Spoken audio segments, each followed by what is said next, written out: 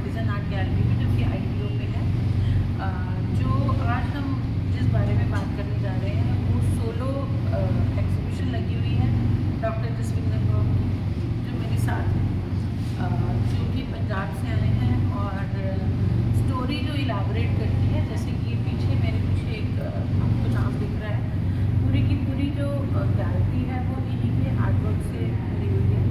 और जो बैनर है, जो नाम है, वो हमारे पास है, मैं मीरा की संत मीराबाई हो चुकी।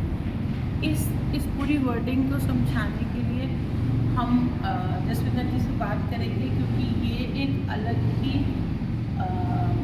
रिलेशन है उनका मीराबाई जी के साथ। वो मीराबाई जी को अपनी माँ की तरह मानती हैं, और जिस तरीके से उनको उनकी साइड से एक आभास मिलता गया, उस तरीके से उन्होंने इन पेंटिंग्स को बनाया है।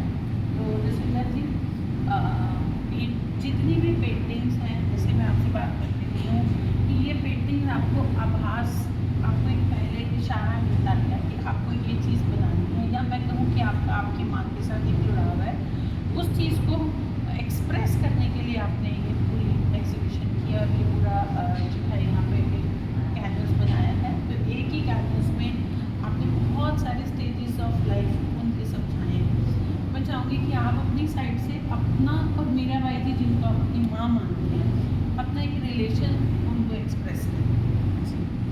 मीराबाई जी मेरे को एक माँ की तरह हमेशा ही प्रेरणा दी है उन्होंने। कैनवस के ऊपर मैंने उनकी छोटी सी मेरी कोशिश है कि अपनी माँ को एक समर्पित श्रद्धांजलि के रूप में मैं करूँ। तो मेरी अपनी एक इमेजिनेशन है कि मेरी माँ जब संसार में आई होगी तो उनके लिए इस प्रकृति में क्या हलचल हुई होगी, तो वो मैंने अपने कैनवस में दिखाने की छोटी सी कोशिश करी है। जैसे कि इनके अंदर मैंने एक मोती की तरह इसको संकेत किया है। वो प्रकृति के अंदर एक ऐसा नायाब हीरा है जो जिसको हम बयान नहीं कर सकते। जस्ट मेरी एक छोटी सी कोशिश है उनके प्रति प्यार और श्रद्धांजलि है। बिल्कुल। तो ये मेरा मार्ट का दिखाया बस कि कैसे उनके अंदर हलचल हुई होगी कि कौन है ऐसा जो इतना बड़ा चेंज ला रहा है। तो दुनिया के अंदर कहाँ, भारत में भी कहाँ, राजस्थान में भी कहाँ, ये उनका गांव को मैंने संकेत किया है। बिल्कुल, ये उनका गांव है। हाँ जी। उनके गांव का नाम बताएंगे? उनके गांव का नाम है कुड़की, जो मैंने पढ़ा है। ओके। हाँ जी। जिस हिसाब से आपने बुक्स पढ़ी है, जो कहानियाँ पढ़ी हैं, उसमें उनके जो गांव का नाम है वो कुड़की है। ये थोड़ा सा मैंने राजस्थान का कल्चर शो किया है। बिल्कुल जी। उससे आगे जो ये सीढ़ियाँ दिखाई गई हैं, ये ऊपर के भगवान की तरफ से आ रही हुई एक नूर, एक प्रकाश को मैंने बिल्कुल लिया है। बिल्कुल। जब एक आत्मा एक शरीर के रूप में आ रही है, तो वो आत्मा का आगमन या उस रूह का आगमन बताया आपने। बहुत अच्छा, बहुत बढ़िया। और बीच में मैंने कुछ इनको लिखना ज़रूरी समझा, क्योंकि ऐसे समझ नहीं आएगी। तो अगर इनको पढ़ेंगी तो खूब अच्छे से हम जान पाएंगे क्या किया हुआ है। ठीक है। जितनी भी पेंटिंग्स हैं उनको समझाने के लिए साथ साथ हमने कुछ शब्द, कुछ बातें, कुछ कही हुई बातें, कुछ दंतकृतियाँ जो हमने अपने कहानियों में सुनी है, या अपने जो है ना दादियों नानियों से सुनी है, उन चीज़ों को आपने साथ साथ पेंटिंग्स के साथ साथ बनाया। जी। जैसे उनके घर का दरवाज़ा मैंने बनाने की कोशिश करी। हाँ। ये आपकी कल्पना है? जी बिल्कुल कल्पना। मतलब आपने कल्पना के हिसाब से आपको लगता है कि वो एक शाही महल होगा और उसका शाही गेट होगा। बहुत बहुत बढ़िया। जैसे उनकी माँ को दिखाया कि वो भी जब प्रेग्नेंट हुई होगी तो किन ख्यालों में होगी, तो क्या हुआ होगा उनके साथ, क्या फील कर रहे होंगे। जैसे माँ गर्भ में हुई होगी तो उनका कैसा रूप होगा। आप देख सकते हैं कितना नूर और प्रकाश है। उस माँ को भी नमन है जिसने वो ऐसी इतनी बड़ी पवित्र आत्मा को जन्म दिया। और तो माँ का जो है ना, यहाँ से एक जर्नी स्टार्ट हुई कि जैसे कहते हैं ना कि जब पेट में बच्चा आता है तो माँ की ज़िंदगी बदल जाती है। जी। तो यहाँ पर उनकी जर्नी दिखा रहे हैं। हाँ जी। ये जी माता जी अगर मैं इनको नानी बोलूँ बिल्कुल बुरा नहीं होगा। बिल्कुल। ये मेरी नानी मेरी माँ को कैसे दूध पिलाया होगा। बिल्कुल। और कैसे उनके बड़ों ने उनको आशीर्वाद दिया होगा। और ये मीरा जी ने जब पहले पहली बार शीशा देखा होगा 2-2.5 साल की उम्र में, बिल्कुल, वो बयान करने की कोशिश करी है। बिल्कुल। माता जी का स्वरूप किसी कमल से कम नहीं, किसी गुलाब से कम नहीं। मैंने पूरी कोशिश करी है कि वो गुलाब जैसे ही दिखे तो आपको पता लग रहा होगा कि मैंने पिंक कलर में उनको बनाने की कोशिश करी। बिल्कुल। ये माता जी को उनकी माँ उपदेश दे रही हैं, दीनता दयालुता की तरफ समझा रहे हैं। बिल्कुल, ये माँ का रोल है। बिल्कुल। ये तब की मूर्ति है जब कोई पंडित, जैसे हमने पढ़ा है किताबों में, बिल्कुल। उनको मूर्ति मिली थी किसी पंडित से, कोई राजा तेराही से रास्ते से चल रहे, तो मीरा जी लेते हुए मूर्ति की जिद करने लगी कि मेरे को ये गाना चाहिए। बिल्कुल। उनको जैसे बचपन में बच्चे जो है खिलौने खरीदते हैं, खेलते खिलौने हैं, लेते हैं, हाँ जी, खेलते हाँ हैं, ऐसे इन्होंने कान्हा जी की मूर्ति ली। जी, ये मंदिर की तरफ जाती हुई मेरी माँ कैसे लग रही होगी गाय के साथ। बिल्कुल। मेरी कल्पना का ये एक छोटा सा चित्र है। बिल्कुल। ये भी ऐसा ही है, कुछ आगे वाला।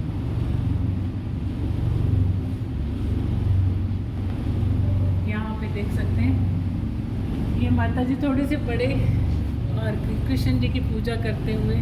ये राजमहल का एक कॉर्नर जहाँ मार्बल है, बिल्कुल उसको मैंने कोशिश करी है उसको उतारने की।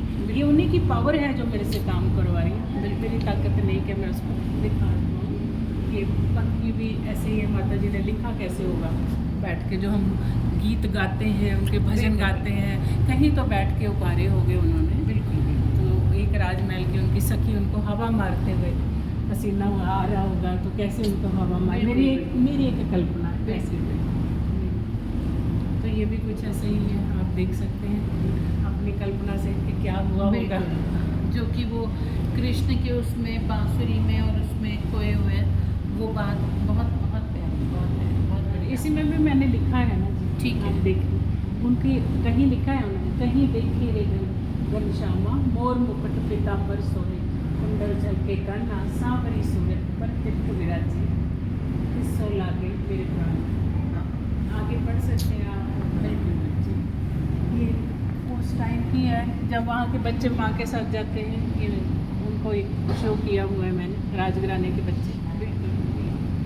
ये माता जी हमारे झूला झूलते हुए थोड़ी बड़ी उम्र में। ऐसे ये राजमहल के अंदर माता जी देख रहे हैं अपनी अवस्था को, तो बहुत राजघराने की राजकुमारी, और ये बेचारे पुअर लोग कितनी दूर से पानी जो के लिए गाँव की लड़कियाँ जी। हैं उनको जाते हुए बाहर दिख रहे हैं। बिल्कुल जी। वैसे ही ये ग्रुप जो उस टाइम जो कुरीतियाँ चल रही थी उसके ऊपर ये है, जैसे सती के हाँ। हैंड्स शो किए हुए हैं। ये आगे है रानी पद्मावती का, हाँ। और आगे भी आप देखेंगे जौहर की है जैसे आगे बनाई हुई है, और माता जी उनको देखते हुए। ये माता जी का स्थान बहुत ऊंचा है क्योंकि वो उनसे बहुत परे परे थे, बहुत दूर थे इन चीज़ों से, तो वो थोड़ा सा दिखाने की कोशिश की उस है। टाइम की जो कुरीतियाँ उनको दिखाने की कोशिश की आपने, कि उस टाइम जो राजस्थान का जो समय चल रहा था, जो राजा महाराजाओं का समय चल रहा था, उसमें सब चीज़ें बहुत अच्छी नहीं थी। कुछ ऐसी भी चीज़ें थी जो हम कह सकते हैं कि औरतों के खिलाफ जाने वाली चीज़ें बन रही थी, कि जो उनके अगेंस्ट जाती थी। ये माता जी का जब शादी हुई होगी तो शायद ऐसा ही कार्ड बना होगा, बिल्कुल। मेरे ख्यालों से उतरा हुआ माता जी की शादी का कार्ड, मीरा संग भोजराज शुभ विवाह, तो आगे शादी की तैयारियाँ, और ये कृष्णा के साथ उनकी शादी देख सकते हैं आप। और कृष्णा जी भी बड़े खुशी से और माता जी भी बड़े खुश दिखाई दे रहे हैं। कृष्णा के साथ शादी हो रही है, तो वो राणा के साथ, जो भोजराज के साथ जब उनकी शादी हुई तो वो निराश थे, करना नहीं चाहते थे, वो ज़बरदस्ती, मेरे को भावना ऐसी आ रही है कि ज़बरदस्ती ले गए। बिल्कुल। ये डोली में जाते हैं माता जी। तो यहाँ पे उनकी जो है वो शादी का पूरा प्रोसेशन दिखाया गया कि किस तरीके से वो रीति रिवाज और वो उस टाइम का जो समय था, उस टाइम हम इस तरीके से एक्सप्लेन कर रहे हैं कि ऐसे इस हिसाब से शादियाँ हो रही थी। हाँ जी। अब यहाँ पर उनके बारे में लिखा गया है कि कैसे उनकी शादी हुई, कैसे उनका घर था, कैसे था। तो अब शादी होकर वो अपने जो ससुराल है, वो आगे, वहाँ पे हाँ जी, आगे वो आएगी जो पहली रसोई मीरा जी ने बनाई। हाँ। तो वो जो जैसे हमने किताबों में पढ़ा, हाँ, मैं राजस्थान से लाई थी, उनमें जो मैंने पढ़ा तो मेरे को लगा कुछ इस तरीके की रसोई होगी, यहाँ माँ जी ने ऐसे खाना बनाया होगा। पर इसमें एक जो महाप्रसाद के रूप में उनके पंडितों ने और पुरोहितों ने बलि दे के जो मांस का पकाने के लिए उनको ऑर्डर किया, वो माता जी ने नहीं माना। उन्होंने अपने कृष्ण को ही सब कुछ माना, ये सिंबॉलिक किया है। उन्होंने भोग लगाया और जब उनके पंडितों और पुरोहितों के आगे वो नॉर्मल भोजन, सात्विक भोजन जिसको बोला जाता है, वो परोसा गया, तो उन्होंने सवाल किया कि बलि का महाप्रसाद कहाँ है। तो उन्होंने बोला कि मैं महाप्रसाद मतलब कुछ जिसको हम कहते हैं नॉन वेजिटेरियन, मांसाहारी मैं नहीं बनाती, क्योंकि कान्हा का सात्विक भोजन ही आहार है। तो जैसे मैंने एक सीरियल में देखा था जी कि उनको पानी में डालने का हुक्म सजा मिली थी। हाँ जी। तो मेरे जहन में यही आया कि उनको पानी में डाला गया, तब भी उनका ध्यान परम पिता परमात्मा में। ये ऐसा है। तो जैसे जैसे मीरा जी की लाइफ आगे बढ़ रही है, तो घर वालों ने विरोध किया, आस पड़ोस वालों ने, मीडिया आगे, जैसे ये कैनवस मेरे को लग रहा है कि उन्होंने सोचा ये मरी क्यों नहीं है, बिल्कुल ये जिंदा कैसे है। तो बातचीत चल रही है, तो राणा भोजराज जिनके साथ शादी हुई थी वो थोड़ा समझ पा रहे, तो अपना गुरु माना था राजा भोजराज ने माता जी को। अच्छा। इसमें शो किया है। हाँ जी। तो वो उनको प्रेरणा देते हैं माता जी भोजराज को, राम नाम जप लीजिए प्राणी कोटक पाप कटेरे। इस तरीके से मेरे जहन में जो बात आई, बिल्कुल जो वो गा रहा है। आगे माता जी बड़े खुशी से युद्ध भेजते हैं जी, युद्ध का है वो भी, उनका परिवार के बड़े सदस्य युद्ध पे जा रहे हैं, बिल्कुल राणा भोजराज जी। तो यहाँ पे तो उस टाइम जो जिस तरीके से युद्ध पे जाते थे, जाते हुए तिलक करते थे, वो सब आपने उस समय की जो भी भाषा शैली थी, चित्रकथा थी, कोशिश करी है जी, कोशिश करी है। तो आगे ये भी टाइम पे पीछे से मैंने देखा है, तीसरी चौथी पेंटिंग हो गई जो लिखने के ऊपर ही है, क्योंकि माता जी ने बहुत कुछ लिखा है जो हम लोग नहीं पढ़ते हैं, बिल्कुल नज़रअंदाज कर देते हैं। तो मेरा बार बार ये पेंटिंग बनाने का मतलब यही है कि उनका ग्रंथ जो भी उन्होंने रचना करी है हम सबको पढ़ना चाहिए ज़रूर। बहुत बड़ा मैसेज है हमारे सबके लिए। तो आगे ये अकबर बादशाह और तानसेन भी उनकी आवाज़, क्योंकि माता जी बहुत बड़े सिंगर थे, गायक थे, लिखते भी थे और गाते भी थे, ये उनकी खूबी थी। तो ये आते हैं उनके पास गाना सुनने के लिए, भजन सुनने के लिए, सॉरी कृष्ण भगवान का भजन सुनने के लिए, तानसेन और अकबर। ये हमेशा ये ख्यालों में खोए रहना कृष्ण भगवान के। उदाबाई समझा रही थी कि ये रास्ता बड़ा कठिन है, छोड़ दे मेरा। और वो मानने वाले कहाँ थे। उन्होंने संत रविदास जी को अपने सतगुरु के रूप में पाया है। ये भोजराज जब युद्ध में चले जाते हैं, उसके बाद वो झोला छोड़ जाते हैं, शहीद हो जाते हैं, मर जाते हैं, जो भी बोलो, और वो अकेले रह जाते हैं। तो उनका देवर है जो इनकी जान का दुश्मन बना। बिल्कुल। तो वो रात को कहते हैं माता जी ऐसे कमरे में सोते थे, उन पर शक करते थे कि कौन है जो बात। वो तो अपने कृष्ण भगवान की याद में गुमसुम रहते थे, याद में खोए रहते थे, बात करते थे ख्यालों में, पर ये सोचते थे कोई आदमी से बात कर रहे हैं, तो मारने के लिए वो आते थे। पर फिर भी मीरा जी इतने बेपरवाह अपने सतगुरु के दर्शन करने के लिए राजमहल से दुपट्टे बांध के भाग जाते थे दर्शन के लिए। तो ये आप देख ही सकते हैं कैसे तलवार की धार पे उनको जहर पिलाया गया, जो अमृत बना। हम सब जानते हैं उसके बारे में। बिल्कुल। इसमें संतों के दर्शनों के लिए हमेशा ही मीरा जी व्याकुल रहते थे। साथ संगत हमेशा ही उनको प्यारी लगती थी, हमेशा ही जाते थे। इसमें देख सकते हैं संत कबीर साहब और संत रविदास जी के पास वो दर्शनों के लिए गए। बिल्कुल। तो ये इसमें देख सकते हैं उनको बाहर से बंद कर दिया जाता था, ताला लगा दिया, अंधेरे कोठरे में। ये सिंबॉलिक है कि उनका अंधकार में उनके सतगुरु के नाम का जो दिया जल रहा था वो ही सिर्फ जगता था। बिल्कुल। बाकी तो सब अंधकार में ही उनको डाल दिया जाता था, क्योंकि कोई पूछने वाला नहीं था।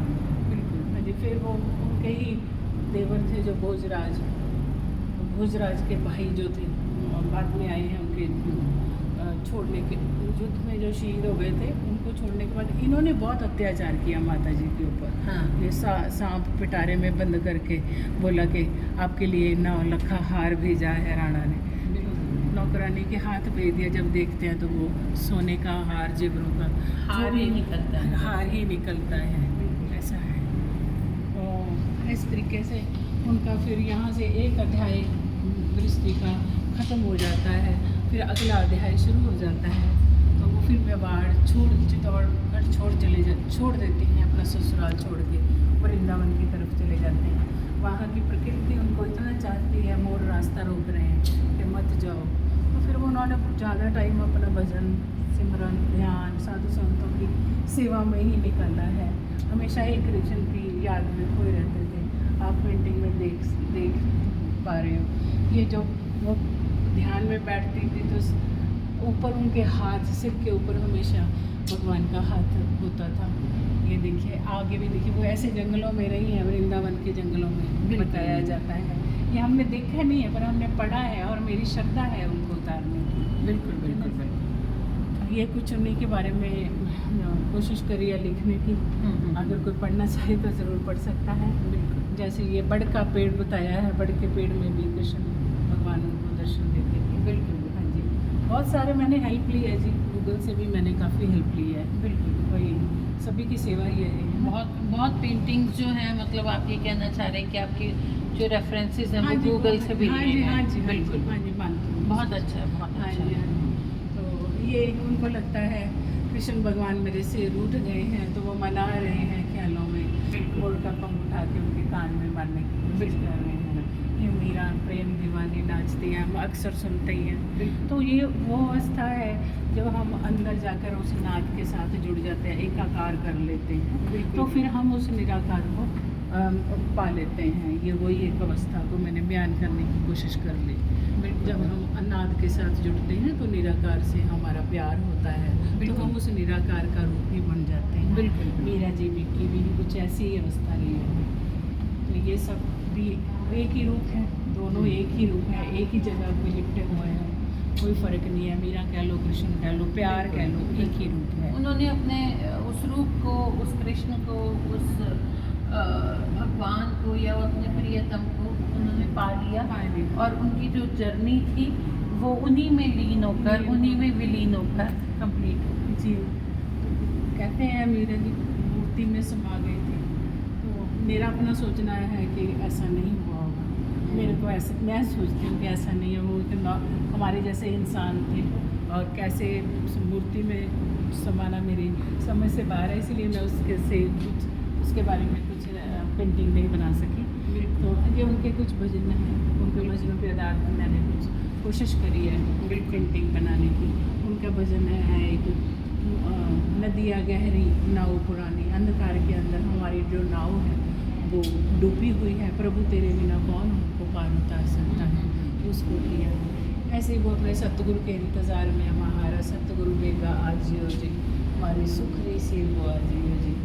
कहते हैं वो, मैं कोयल यूँ कुरुलाऊँ जी, कुछ बाहर कह ना जानूँ जी। ये उन्हीं के ही शब्दों से आधारित है जी। वो रास्ता से जाते हैं अपने सतगुरु के वेलकम के लिए। ऐसे उन्होंने राजपाट छोड़ दिया, सब छोड़ दिया, वैरागन हो गए कहते हैं। तो ये एक है वो अपना हवेलियाँ ये सब छोड़ के, महल छोड़ के चले गए। ऐसे वो जंगलों में भी रहे होंगे। समय समय की बात है, ऐसा बनना नहीं। ये एक उनका भजन है, उनका एक भजन है, उधर मैंने लिखा होगा, दर्शन बिन दुख न कोई कही हो रे गुरु आवन की।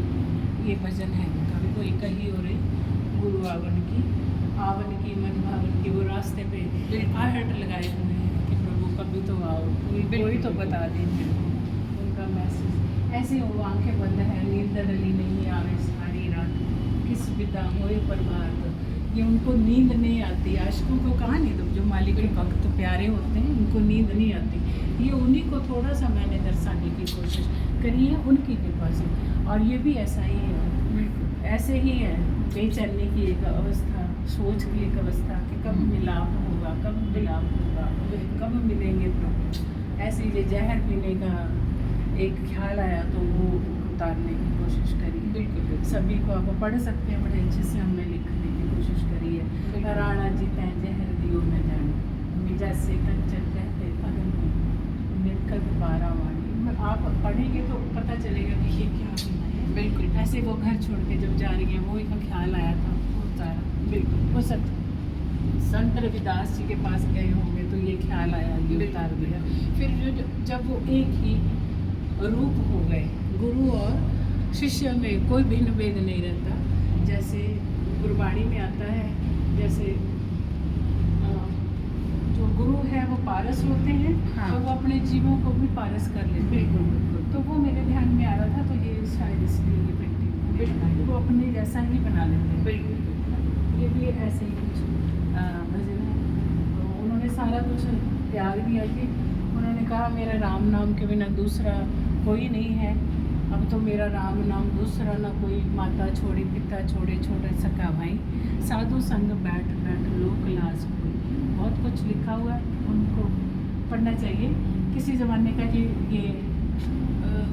आता है, ये शायद वो छोटा आता था पहले। हाँ हाँ, 2 आने का दो है। आने का आता 2 था। आने का अभी स्टैम्प मेरे था। हाँ जी, हमारे प्रधानमंत्री जी ने ये अभी ये 2023 सिक्का में इशू किया है। जी, बिल्कुल बिल्कुल तो ये किया था शायद वो तब उसी दिन शायद हमारा कैनवस शुरू हुआ था। बिल्कुल। जिस दिन ये Launch हुआ। माता जी का बर्थडे था, उसी दिन नरेंद्र मोदी जी टीवी पे आए थे। बिल्कुल। तो ऐसा है। तो लास्ट में मेरा छोटा सा मैसेज है पूरे देखने वालों के लिए, सुनने वालों के लिए और पढ़ने वालों के लिए, कि हमारी लाइफ बहुत छोटी है।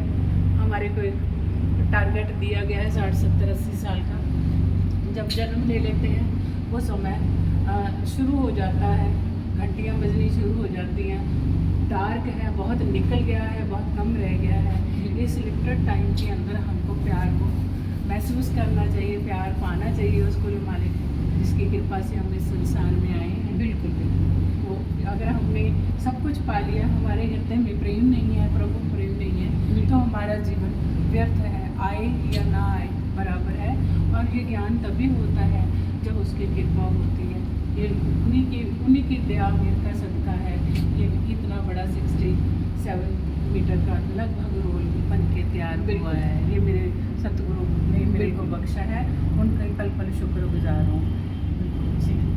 बहुत बहुत मतलब आपके साथ ये पेंटिंग देखना, ये जर्नी करना एक अलग ही अनुभूति है, जिसको हम शब्दों में तो कहीं नहीं बयान कर सकते।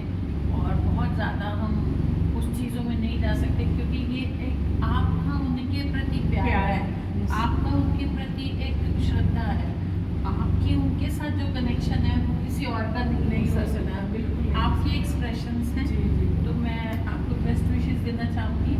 और जो आपने मेहनत की है, मेरे सामने इतनी मेहनत करने वाला कोई एक सोलो परफॉर्मर नहीं है। मिलके हमने बहुत सारे रिकॉर्ड भी बनाए हैं, बहुत सारे अपने लेंथ में काम भी किया, लेकिन एक इंडिविजुअल आर्टिस्ट की तरफ से ये बहुत बड़ा जो है सराहनीय काम है।